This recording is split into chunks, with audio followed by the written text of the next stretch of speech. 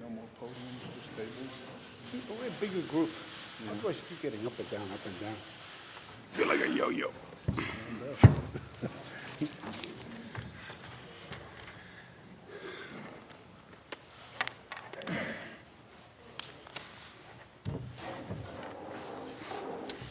Good morning to everyone.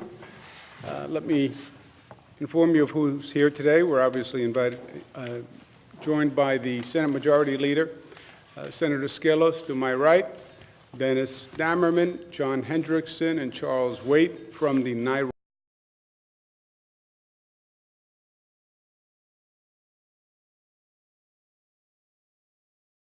Operations, Robert Megner, who is the Division of the Budget, but is also head of the Franchise Oversight Board, and Ben Liebman, who is the Deputy Secretary for Gaming and for Racing. Let us begin by turning it over to Howard Glazer, Director of State Operations, to give us details on today's announcement.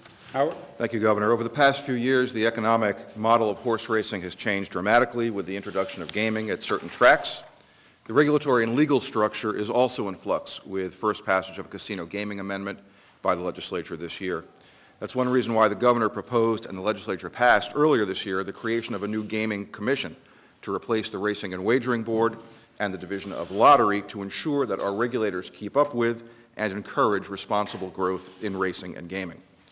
Today, the governor and legislative leaders and NYRA are announcing another important step to strengthen racing in New York State. The board of NYRA this morning agreed unanimously with the governor and the legislative leaders on the creation of a NYRA Reorganization Board. The NYRA Reorganization Board will replace the current NYRA board structure with a temporary 3-year public control period while the legislature, the governor, and the public consider the structure of gaming and racing in New York State for the coming months and years. The main features of the Reorganization Board are as follows. The current board is 25 directors, with 14 directors appointed by NYRA and 11 by the governor and legislative leaders. Under the new structure, the board will be reduced to a more manageable 17 directors, with 11 appointed by the governor and the leaders, 5 elected by NYRA, and a chair selected by the governor with the approval of the board. The Horsemen and Breeders Associations, who are currently on the board, will continue to be represented in a non-voting capacity, and we have statements of support from both of those groups this morning. Members of the board would be required to disclose any horse industry interests. After 3 years, the board will revert back to private control. To ensure a smooth transition, the NYRA Reorganization Board will go into effect upon the appointment of a majority of the public members. The board's mission will include dealing with a number of critical challenges facing horse racing, of course, the overall management of racing for the benefit of the fans, the public, the industry, and the horses. The Reorganization Board will immediately commence a national search to get the best talent for CEO and Chief Executive Officer and General Counsel. They'll be examining issues involving drugs in horse racing, examining the circumstances of equine deaths that have plagued certain of the tracks, and work on establishing the strongest internal controls and management. Legislation will be required to effectuate these changes, and that too is part of today's agreement. Thank you very much, Howard. You know, much of what we have been doing here over the past year and a half or so is cleaning up problems that we inherited. Some of the problems were caused by state government directly. Some of the problems were not resolved by state government for a number of years. The situation with NYRA is nothing new.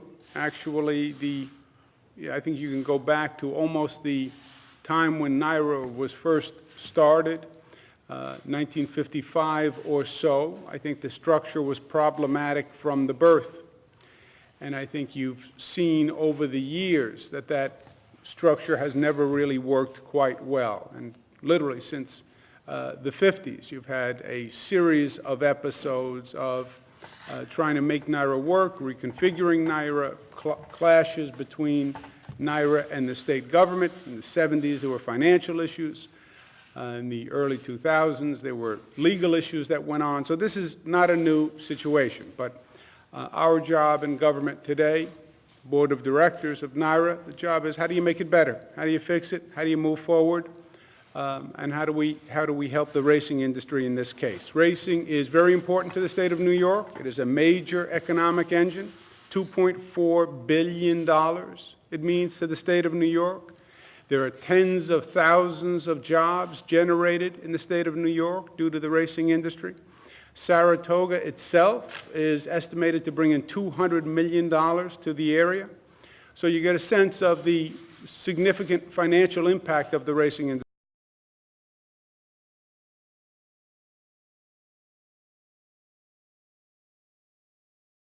The state subsidized racing, roughly $200 million to NYRA and the horsemen and the breeders, approximately $475 million to the track operators. So, obviously the taxpayers have a lot of money at stake, and also there's a great economic potential for the state of New York overall.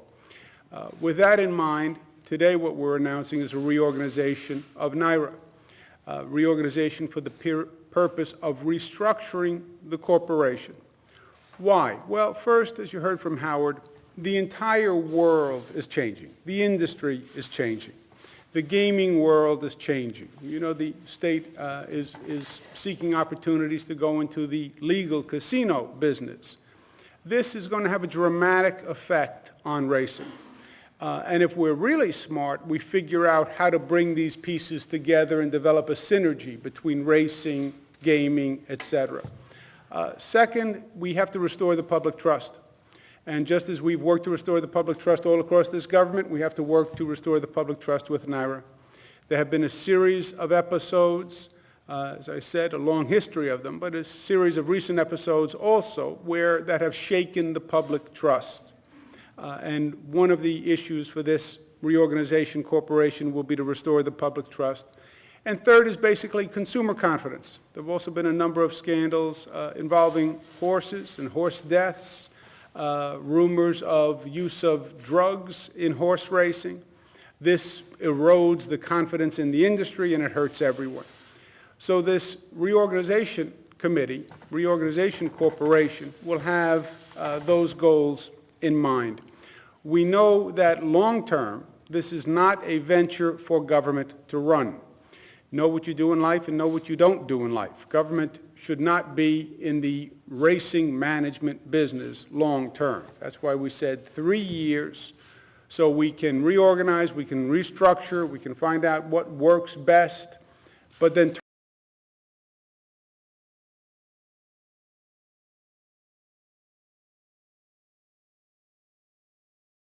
finally, I want to thank the NYRA board. There have been, if you look back at the history of NYRA and the state,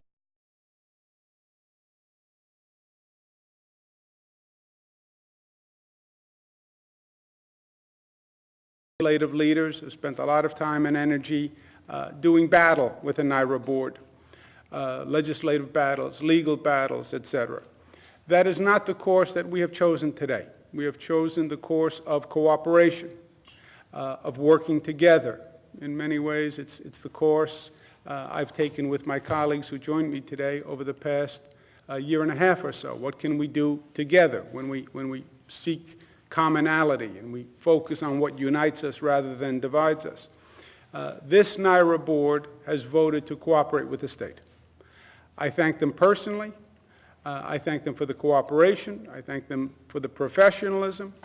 The issues with NYRA, I believe, are more related to the structure of NYRA when it was first formed, and I believe there are personnel issues. I also believe you have people who serve on this board, who have served on the board for years. They are people of integrity. They are people who have been trying to do the right thing by the state and by the racing industry.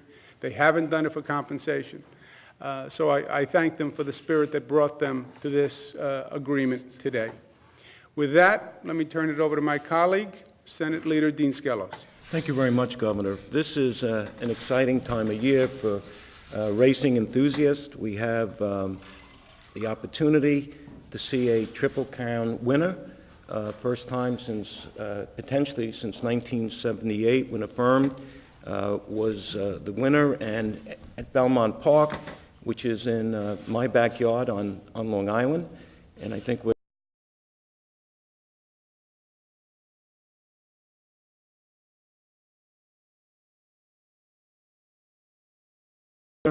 and I know over the years I've made substantial donations to Saratoga. But what we're doing today is, number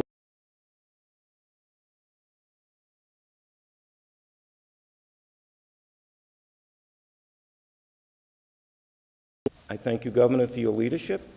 I thank you, Speaker Silver, that we've once again are moving in a very positive direction, the way New York State residents want us to work.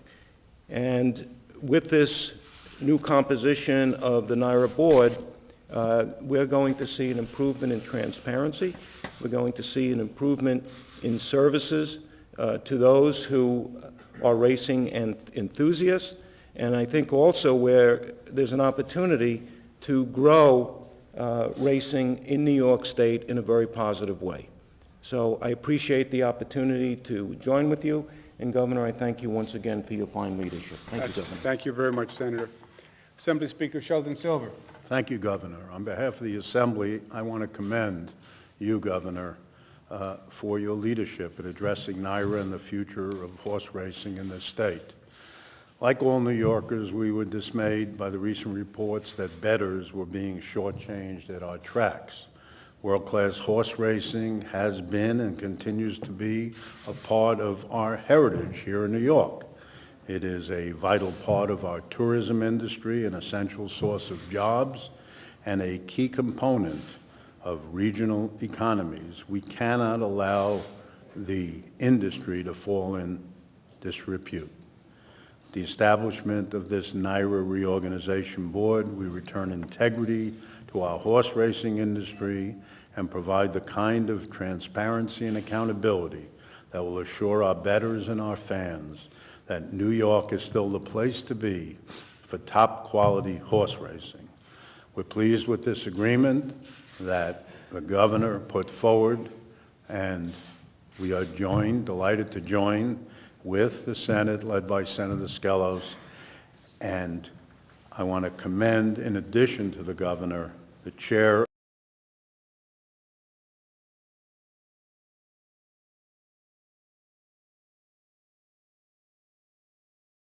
a great source of leadership and expertise in the area. So thank you once again, Governor. Thank you. And thank you, Assemblyman Pretlow, for being with us today. Let me turn now to Mr. Charles Waite, who is a director.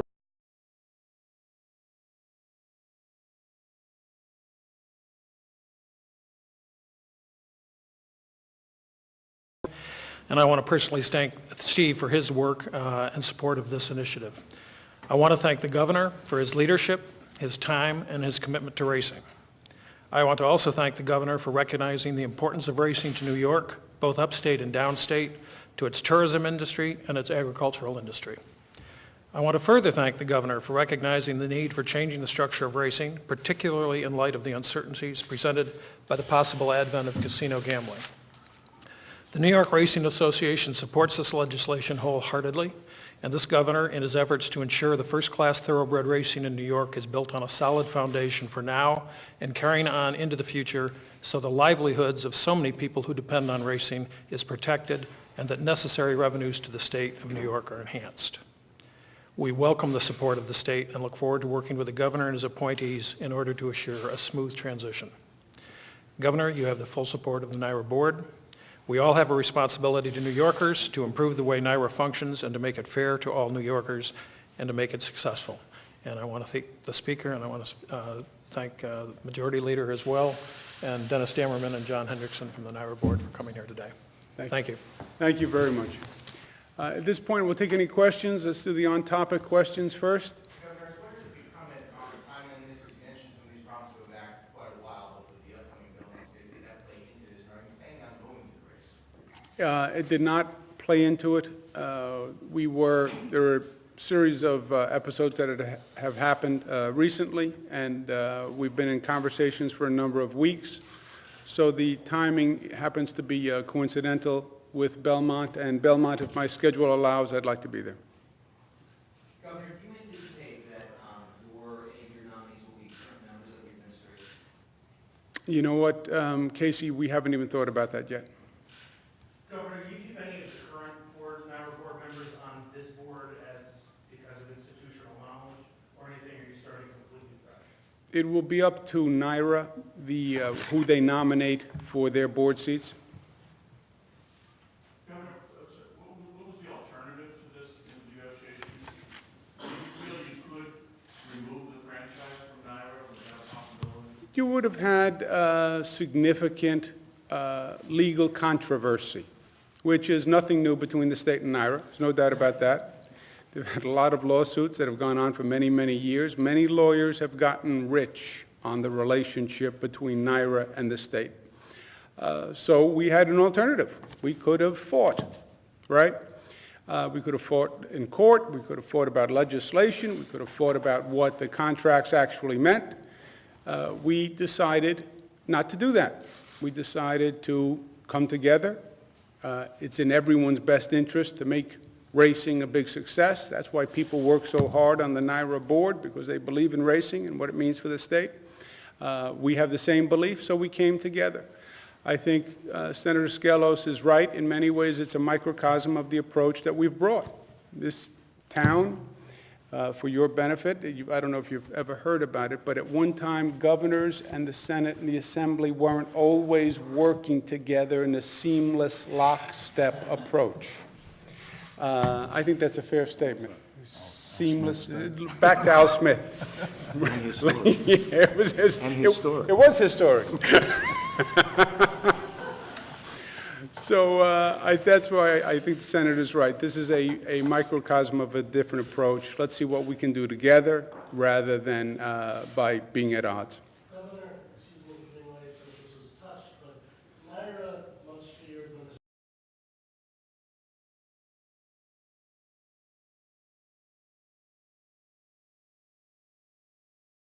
those hires. Yes. Do you expect there'll be changes? The board will look at the hires and do what the board deems appropriate. Governor, when you said you'd be doing a nationwide search for a CEO, is there any time frame that you're looking at? Not that I know of. That'll be up to the board. Governor Cuomo, will the NYRA board, the board meetings be open, and will the documents be available for the Freedom of Information Law? I don't know, Jim. I don't know legally if they're open or if they're subject to FOIA. Governor, I think the big question a lot of racing fans will have, certainly people in Saratoga, they may not care who's running it, they care what it's going to mean to them when they go to the track. Are they going to see anything different? Is this going to affect the track going to? Yeah, well, what this is all about is how do we improve racing in the state of New York? How do we improve public trust? How do we improve consumer confidence? How do we grow the industry? So it is our joint desire and our joint hope to improve racing and improve service to the consumer, and we believe this is the best vehicle to do that. Governor, how does this agreement address the Inspector General's ongoing investigation? It doesn't. That will be ongoing. So wouldn't there be potentially conflicts with NYRA if the Inspector General does find serious problems and there might be people on this transitional board that were replicating the problem? There were public members on the board before this also. There are just more of them now. Governor, your administration frozen VLT money that was headed to NYRA. Will that money start to flow now? Is that in any way used as leverage to get the board to go along with this? That's going to be up to the lottery division, but what I said at length, Glenn, why people pursued this course rather than fighting. So that's what it was about. Do you think you would have sought to strip NYRA of the franchise agreement if there may not have led to a legal battle over the ownership of the tracks? No, I don't know, Ken. If, you know, if. Well, but do you have confidence that NYRA can handle this? I'm sure we would have had a legal battle. You know, there's the franchise agreement. There are a lot of questions. The legislature setting up NYRA raises a lot of questions. They've had legal battles in the past. So you could have had many more lawyers could have gotten rich. I have no doubt about that. I also have no doubt that this is the right approach. I mean, because this is basically, let's work together rather than working at odds. We have a shared goal. We want Saratoga to be a great success. We want Belmont to be a great success. We want Aqueduct to be a great success. We want racing to be a great success. How do we do it together rather than at odds? That's all this is. Why is this different? I mean, we've heard solutions now for, a couple of years ago, there was a bankruptcy judge, then there was a new deal and a new board, and so why should people be confident that this time will work? Well, I think a little skepticism, maybe there are no guarantees. We'll do our best. I think if you look at the track record that we've had over the past few months, you'd say that it's been pretty good. So we'll see. Governor, you mentioned about the questionable death of some horses. Are there specific steps that are being taken to look into that, to remedy that, change the culture maybe? That'll be up to the board, Karen. That's one of the missions for the board.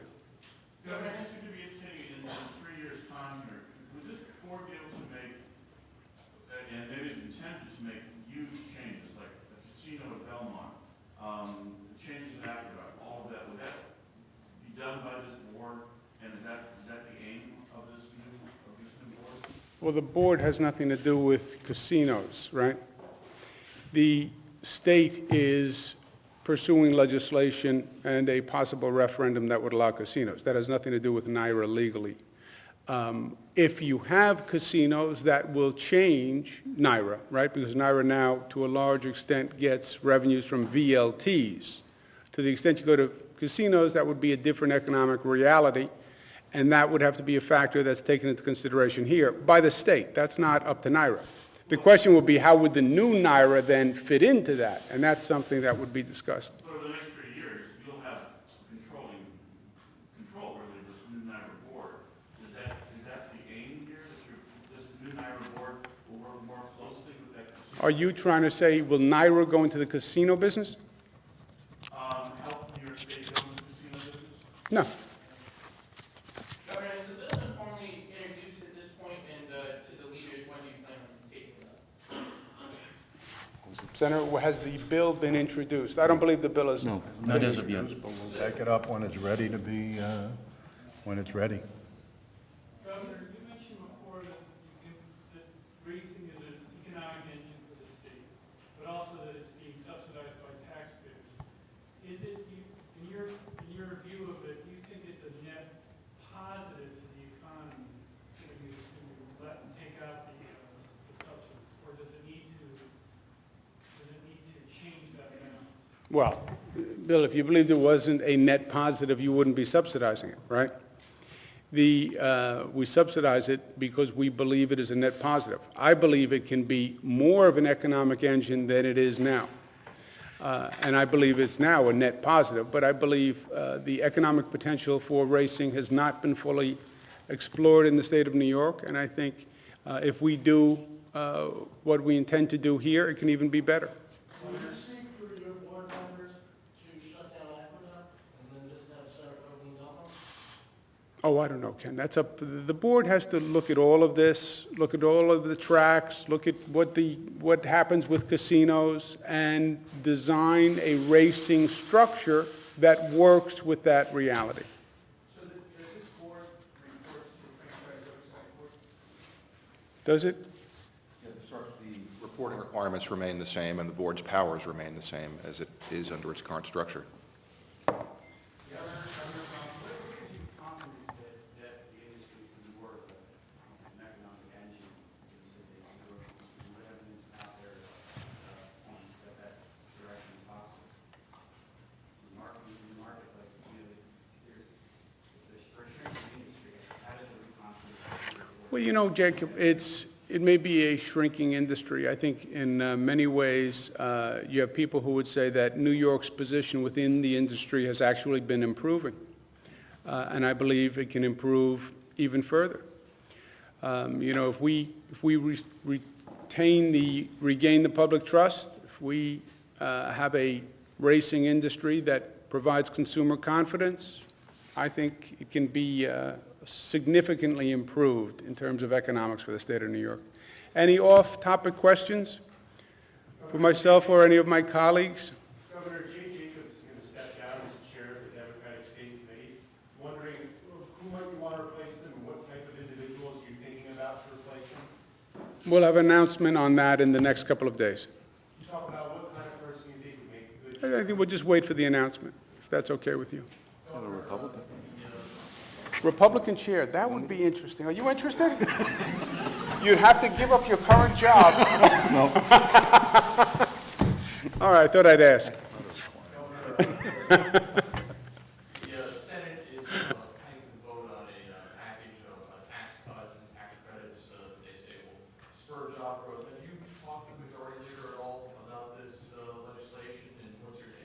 We've had basic conversations about the legislation, and as soon as it's passed, I'll take a more thorough look at it. Governor, since you are going to be submitting a piece of legislation relative to NYRA's reconstitution, will you add any other elements to gaming into this legislation? OTBs, casinos, et cetera? Well, I'll be discussing the legislation with my colleagues. The essential purpose is, as we discussed, to effect the changes that the board voted on today. To the extent we can add things that might make the situation better, I'm open to that. And now that we have all three of you together, would you give an assessment of the future of the minimum wage? I think Governor Young and Speaker Silver yesterday. Good. Who wants to go first, guys? I think it's important to the state. It's an engine for economic growth in our communities. I think it puts money into the pockets of people who will go out and spend it. I think it's very important. And the public, with 78%, supports it by every poll that's been taken on the subject. And I think before the end of the session, it would be a wise thing to do. I appreciate the speaker's comments. I wouldn't bet on it. As a follow-up on Senator Skelos' tax cut package, now that we have Excuse me, Eric, I wouldn't bet on it was with NYRA. No. I saw it go right over all of your heads, just phew. The minimum wage, I believe, is important for the state.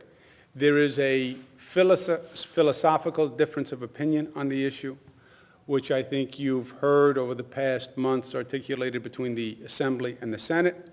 I'm not overly optimistic that we are going to bridge that philosophical divide in the time that we have left this session. Hence my statement that I wouldn't bet on it passing this year in this session, which I thought was a cute line, given NYRA and everything, but I was the only one. Eric, so as long as we're betting, what's your bet on whether the small business tax cut package that Senator Skelos and the conference are advocating will pass this year? And can the speaker give us his assessment on whether there's a philosophical difference over that? It will pass the Senate. You go first. 100% odds it'll pass the Senate, he says. This is not the Al Smith administration, so everything is possible in this administration. It's certainly worthy at this time. The question we will look at is, can the state at this point afford further tax cuts? That's the most important thing that we look at, and what's the prognostication into the future. You know, there are a number of tax cuts I certainly would like to do, especially in the lower end of the economic scale. You know, we have taken care of everybody, reduced their tax rate if they make more than $60,000. We have not addressed people under $60,000, and that's something I would like to do when the economy affords us the opportunity to reduce taxes. I think about 46% of the people in New York State do not pay state taxes, and the Senate's approach is going to be to empower small business owners. Fastest growing segment of small businesses are within the Latino community, and within the Latino community, it's Latinas, small businesses. So we believe with many of our initiatives, we are going to encourage small businesses to grow and to create jobs, and that will be the focus of the Senate.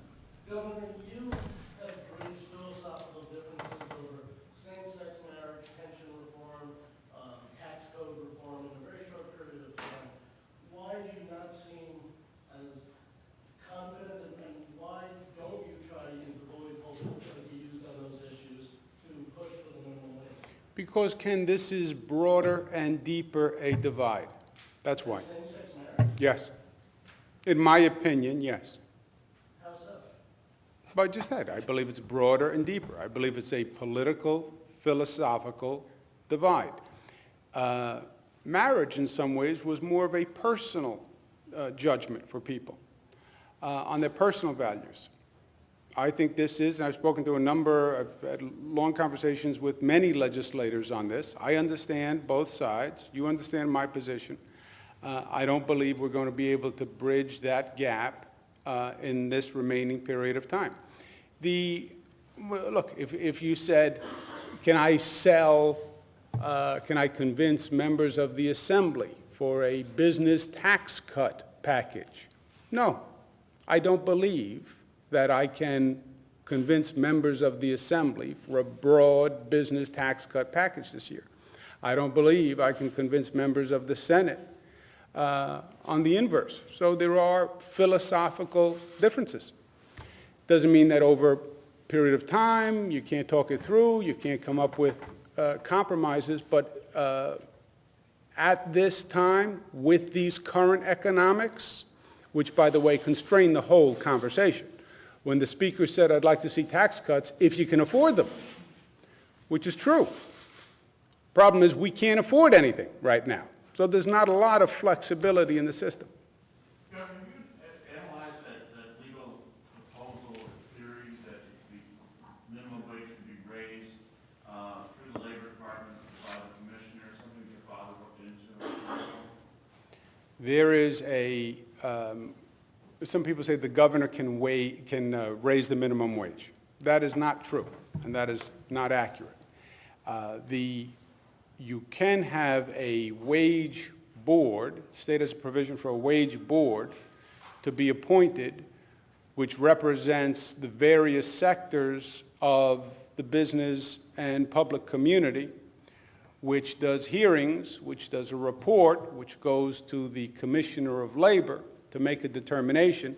That board has never been used to raise the minimum wage statewide. It was by effect and purpose to do sector increases. So you wouldn't want to test that, or you think that it clearly couldn't be used on a more broad basis? Well, we're looking at it, but the way the minimum wage is raised across the state is through the legislature. And that's the way it's been raised every time, and that's what we're talking about right now. So I just want to be sure, you say you're looking at it, so it's something you're still considering, or? The way the minimum wage is raised, has been raised, has always been through the legislature. Governor, some advocates are raising concerns about the Justice Center legislation. They're claiming it's not going to be independent enough. Can you respond to that? I disagree. There's a significant independent oversight provision. And my basic caution is this is a very important piece of legislation. The situation has gone on for a very long time. I don't know that there's ever been a perfect piece of legislation. And you'll always find someone in one of these hallways to raise a problem. Obviously, you do the best piece of legislation that you can, but you're not going to make everyone happy. And the old Albany would always find an excuse for acting because it's not perfect. It's not perfect. If you wait for the perfect, you will never do anything. If government waits for the perfect piece of legislation, it will never pass a piece of legislation, I can assure you. So, to the extent there are bona fide points, let's address them. But it would be a tragedy, in my opinion, if this legislature tried to leave without passing this piece of legislation to protect vulnerable people. It's gone on way too long. Should have been stopped years ago, but it's going to be stopped this year. One more, guys. I'd like to go to Orly's question. Can you clarify, in looking into this board that could potentially give the administration the authority to unilaterally raise the minimum wage, are you looking to see whether it really does have that power? And if so, will you then use it to increase the minimum wage? That's not the purpose of the law. The law does not give the administration the unilateral power to increase the minimum wage. The law is set up to create a board that would look at the issue fully and fairly, and then have hearings and then do a report. You could put together the board, and the board could come back and say, we don't recommend raising the minimum wage. So then what exactly are you looking into? I wasn't looking into anything. It was Mike's question. You'd have to ask him. That's the wage board. That's how the wage board works. The law, and I'll defer to your legal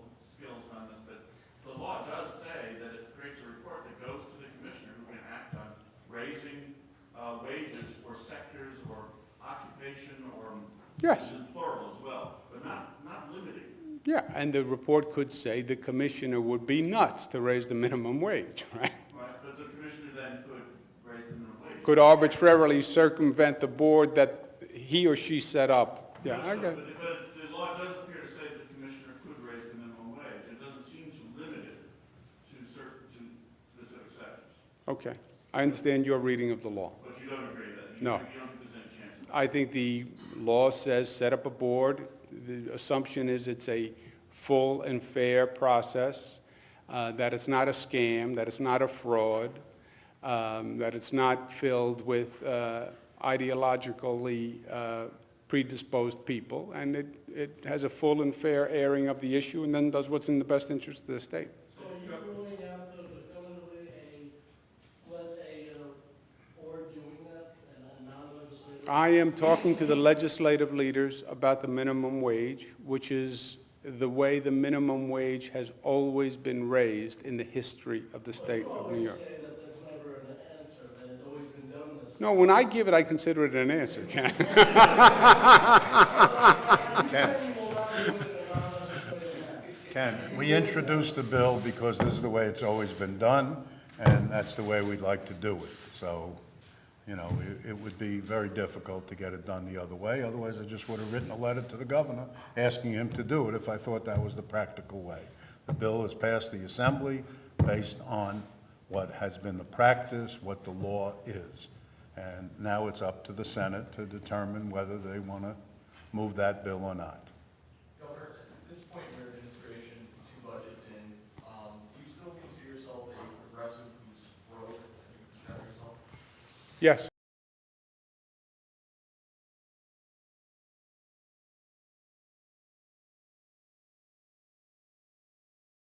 More solid footing than they were a year and a half ago.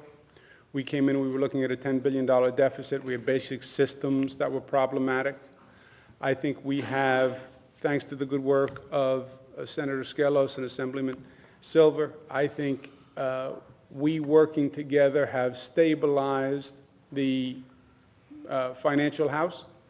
I think we basically have financial order. Given the national economy, we're not seeing additional revenue that would then be very helpful to the state. We could do a lot of progressive things with. Speaker's point before, if we had some more revenues, we could be talking about tax cuts because we'd have some flexibility. Right now, we have financial handcuffs because you're right up at the limit, and anything that costs any money, we don't have it. So when we sit down to have a conversation, you know, when you're broke, Nick, the point was when you're broke, you don't have a lot of options. And that's where we are. I think we've improved dramatically the financial situation of the state. But given the overall national economy, we're not seeing revenue numbers that we would like, and therefore we don't have a lot of options. Senator, you had said last week that you were thinking about whether there should be an investigation into the information, possibly from Jacob, about Tom Libis. Is that still the case? And if so, which entity would be the appropriate one to launch an investigation? Senator. It's for you. Would you like me to respond? Sure. Let me tell you what I said, and then the senator can respond. Yesterday, I said that there are allegations of a leak at Jacob on the Senator Libis matter. The way I look at the law, I don't know that there had to be a leak. I believe the law may prescribe a system that is flawed and is problematic. And the system may say if a person does a sworn complaint and it goes to Jacob, Jacob effectively automatically sends that complaint to the person who's the target of the complaint for response in 15 days. And the response then goes back to Jacob, and Jacob then looks at the response, puts the information together, and the commission makes a determination. If the writer of the letter came before this group and said, Jacob is investigating someone, and I sent the letter, there's no leak. According to the law, the person can sign the letter, send the letter, have a press conference. If you then run to the recipient of the letter and put a microphone in his or her face and say, did you get a letter from Jacob, and must you respond to the letter from Jacob in 15 days? Their answer would have to be yes. You then get to go back and write a headline that says, this person is being investigated by Jacob. No leaks. You have your front page headline, this person is investigated. Nobody leaked, nobody did anything wrong. And by the way, there hasn't been any independent determination that that letter ever deserved to be read by anyone. I was the Attorney General. In an election year, I would get dozens of letters. Why? Because it's a great political tool, misused, I think borderline unethical, but in a political contest, you write a letter about the opponent and you send it off, and you say, I sent a letter to the Attorney General, Eric Chris should be investigated for the following 11 things. You know, now, as Attorney General, by that law, or a district attorney, or an ethics panel, normally you have discretion what letters you pursue or not. And I think that discretion is important, because all those letters that I got during an election year, after the election, I never heard from any of them, because they were all about the election. But I exercised my discretion as Attorney General. The way the Jacob law may be written, they don't have that discretion. So you then have this automatic process. So leaks, there had to be a leak. I don't know that there had to be a leak. I think, according to the law, the Mayor Ryan could have told someone, Mayor Ryan could have worked on the letter with someone, and that person just went out and had a press conference or told the reporter, this is what happened.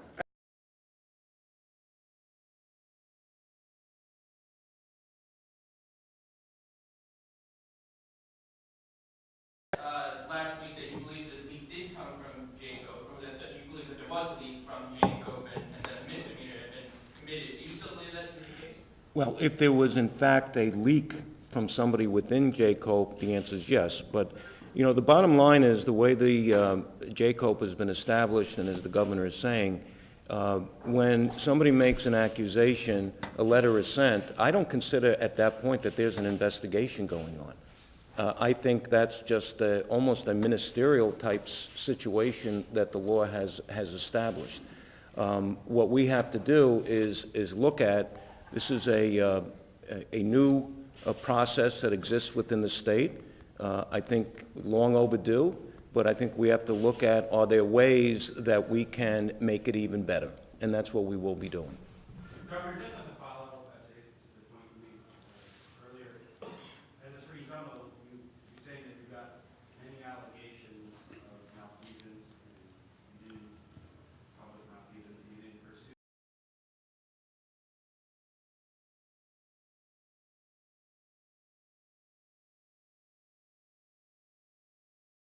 No. You give obviously you look at all of them.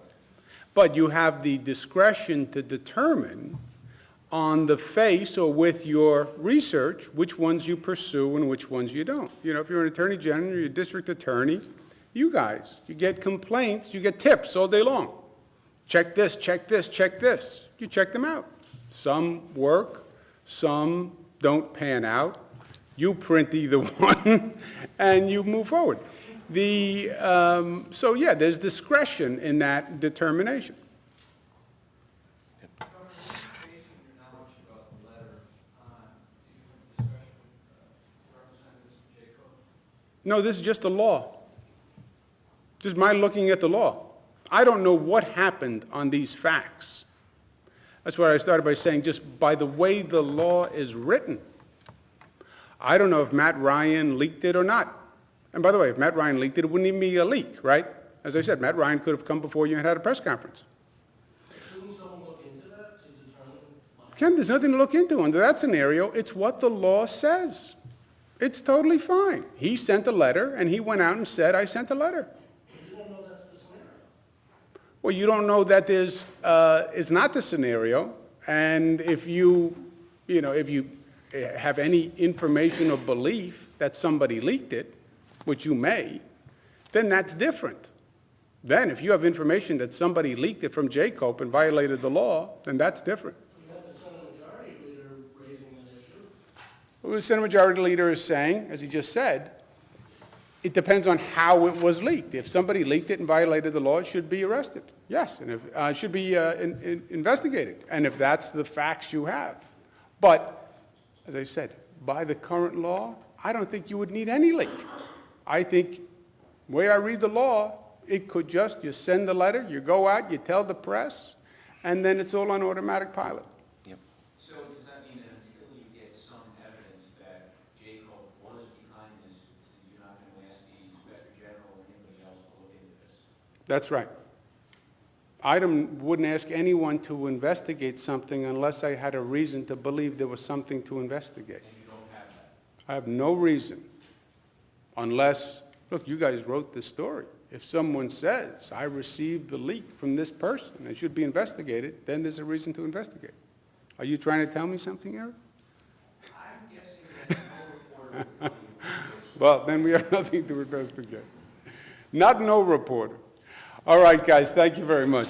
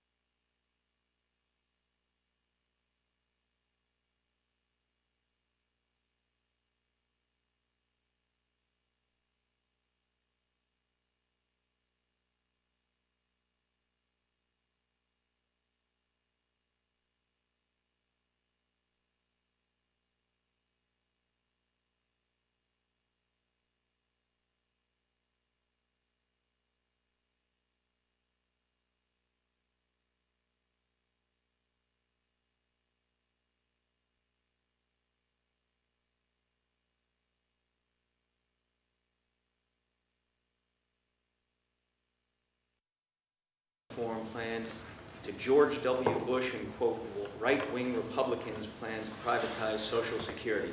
Just putting it out there for you to see if you want to respond. I guess they oppose the pension reform plan. I have divined that from that statement.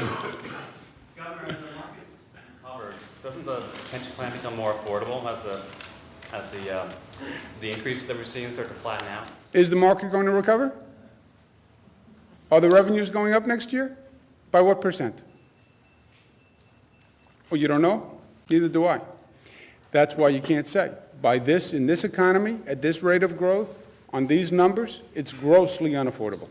And you would need a dramatic turnaround in the economy, and it would need to be a sustained turnaround in the economy that you were confident was going to continue. And there's not a single economist that I can find of any weight that will make that statement. Governor, the U.S. Surgeon General has issued a major report on teen smoking. And one of the things they say is that states are cutting back on tobacco control programs. You've cut back now 2 years in a row.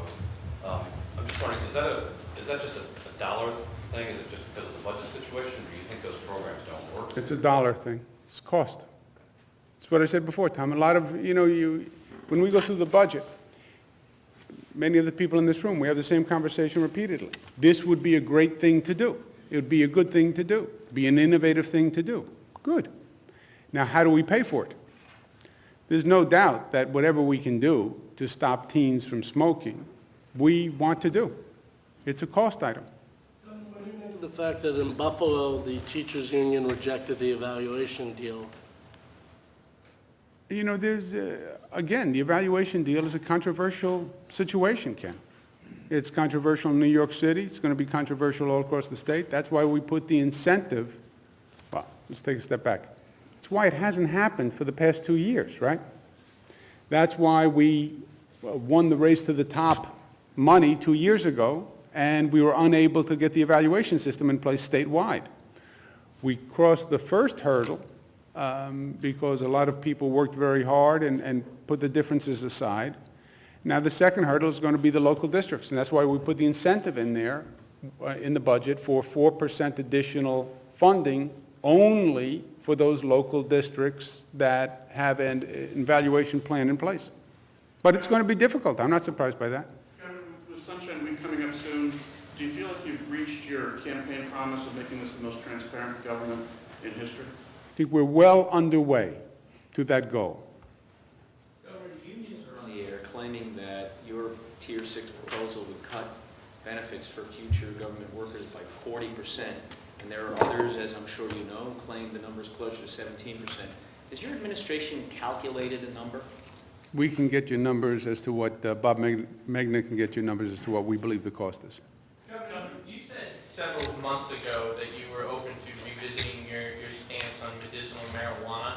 Have you revisited that, and has it changed at all? We have not, I have not revisited it at this time, no. Do you plan on revisiting it, researching further? I mean, We have research that is going on, and we are reviewing it, but we have no conclusion. Do you support mixed martial arts legalization in New York? Only in a setting like this? The Senate has pushed for it every year in its budget. I don't believe I've taken an official position on mixed martial arts. Have we said anything? Does anyone know? Right, this is the ring. This is the octagon. But do you think it would raise money for the state? There's this argument that it would help bring in tourism and economic development money. You've talked about economic development. Is this something you've given serious consideration? Obviously, you haven't proposed it. You haven't really spoken out. The feeling is that you do oppose it. Is that an accurate assessment? Well, I don't think there should be a feeling of my position one way or the other. We haven't really reviewed it, Ken, and we don't have a position. I understand the proponents argue it would be an economic development vehicle, and we need economic development, so I understand the potential appeal, but I've not gone through it specifically. Governor, the Defense Department is proposing a cut at the Niagara Falls Air Reserve Base. I believe your Lieutenant Governor was actually down in D.C. to discuss this. Any update that you can provide on that situation? We don't have an update now. It's a very serious condition for the state. We're doing everything we can to work with the delegation. The Lieutenant Governor was in Washington. We're putting together money from ESD, $500,000 to provide resources because it's a potentially devastating situation to those localities. But I don't have any new news, no. Have you personally had any contacts with anyone in the White House or the Pentagon about this? We're talking to people in Washington, and we're talking to the delegation. I mean, personally, have you reached out to? Yes, I have. Governor, on Monday, your office had a press conference for the farm brewery license, and I know for the past couple of years there's been a bill already out there for a farm brewery license, and I was just wondering if your bill had any differences, because there's been no, the language hasn't been released. I don't know, to tell you the truth, but I can get you an analysis of our bill versus the other bill. Who did the other bill, do you know? Which bill? All right, we'll find out.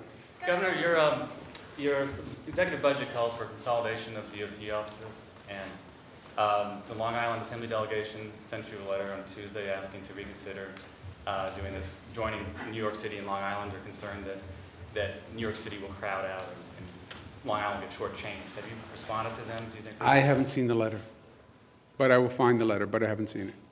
Governor, support for casino gambling in the independent polls seems to be slipping, and I'm wondering what you feel you need to do to get people on board with your plan, and whether you think it's important soon or at any particular time to specify where you would want non-Indian casinos to be located. Why do you think the casino support could be slipping? I don't know that there's been a lot of things that have happened that would cause the support to slip. You know, sometimes you just get a variance in numbers. I think we will have a challenge next year when we go to the people on this issue to overcome an initial skepticism that people have. You know, when you say we should go into the gambling business, we should change the Constitution to allow gambling, I think the initial reaction is negative. You know, gambling is at best a 50-50 proposition, pardon the pun, right? So I have no doubt there's going to be questions from the public, and I understand why. Now, my argument is different. You know, I say we're in a state of denial. It's not whether or not we should be in the gaming business. We're already in the gaming business. We just don't call it the gaming business. We came up with cute devices to get around the Constitution, in truth. We call them racinos. But by the way, only we call them racinos in the law. If you look at how they're advertised and what it says on the venue, it says casino. You know, this is a myth that we've created. So we have casinos all across the state. They're called casinos. We have 29,000 gaming machines, more than in Atlantic City. And we say, well, we're not in the gaming business. It's just an illusion that we have created. And it's a dangerous illusion because we're not, I believe, regulating, protecting, and taxing the industry the way it should be. And if you admit where you are, we are in the gaming business, then you can actually do it right. So there's no doubt there will be an initial skepticism, and it's going to be a dialogue to overcome that with facts, and I believe it's a powerful case when people hear the facts. But they have to hear the facts, there's no doubt about that. The state needs to launch an advertising campaign or put any money into an effort to educate people? This is all next year, Eric, and we'll figure it out next year. If we admit to having casinos in the state, does that also pose a problem for the Indian casinos right now that are withholding their tax money because of the conflict of the exclusivity agreements? Well, we would admit that we have casinos on Native American reservations. And I think we say that. The racinos are basically casinos, so. Racinos, yeah, and if you look at how they're advertised, we call it a racino in this room. Pull up to one of the racinos, look up at the sign, and see what it says. It says casino. Yes, Laura? Sorry, my voice isn't as loud as I can't always shout. Plus, they're very aggressive, they're hyper-aggressive on that side. Yeah. You want to stay away from that side anyway. It's not worth it. Call me and I'll answer the question. You don't have to do what they do to do. In a federal trial last week and this week, federal corruption trial in White Plains, testified that the Deputy Majority Leader Tom Libis may have improperly used his position to get a job for his son. I was wondering, do you think that JCOPE should, or some other investigatory body should look into that? It's up to JCOPE or some other investigatory body. So you have in the past with the IG, for instance, suggested that it might be worth looking into to determine right or wrong whether something inappropriate had happened? Yeah, I have in the past, mostly when I was the Attorney General in the past. And it is appropriate, an appropriate area for the Attorney General. It'd be an appropriate area for JCOPE to comment on, the Attorney General to comment on. But for me, I don't believe it's an appropriate area to comment on. I only know what I've seen in the newspaper. I don't have any more facts than that. But you'd have to ask JCOPE or the Attorney General or some other entity. Does it concern you what you read in the newspaper, given you've made ethics a major platform of your election? Well, you'd have to know the facts, Ken. You know, I've been around enough to know I wouldn't rely on just a newspaper article to make a statement like that. Thanks, guys. Okay, guys, thanks very much.